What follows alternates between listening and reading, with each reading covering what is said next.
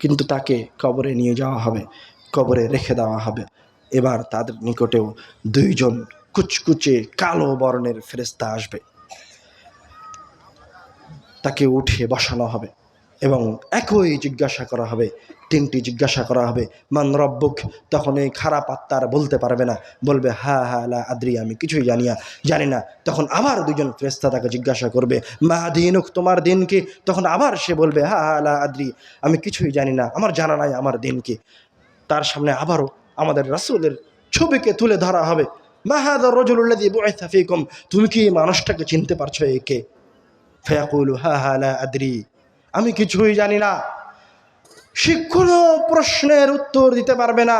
ফায়ুনাদি মুনাদি মিনাস সামা, আবার আসমান থেকে একজন আহ্বানকারী আহ্বান করবে, আন কাযাবা আবদি, এই বান্দা মিথ্যা বলেছে।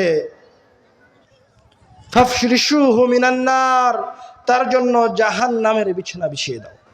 ওয়ালবিসুহু মিনান নার, তাকে জাহান্নামের পোশাক পরিয়ে দাও। ওয়াফতাহু লাহু বাবুন ইলান নার, এবং তার কবরের দরজাগুলিকে জাহান্নামের দিকে খুলে দাও। ফায়াতিহি মিন সামুমিহি, তখন তার ওই কবরে জাহান্নামের বাতাস আসতে শুরু করবে, জাহান্নামের তাপ আসতে শুরু করবে এবং কবরকে বলা হবে তুমি তার উপরে সংকীর্ণ হয়ে যাও। তখন কবর সংকীর্ণ হয়ে যাবে এবং তার শরীরের অঙ্গ প্রত্যঙ্গগুলি একটা আরেকটার ভিতরে ঢুকে যাবে।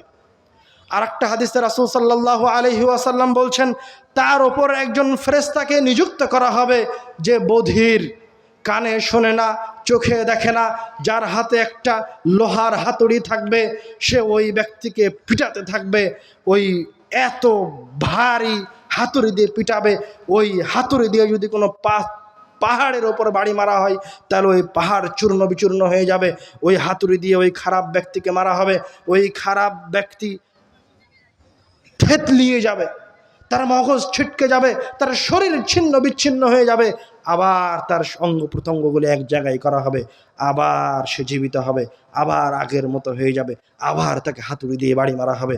এইভাবে কিয়ামত পর্যন্ত ওই বধির, চোখে দেখে না, কানে শোনে না ফেরেশতা তাকে মারতে থাকবে আর সে চিৎকার করতে থাকবে।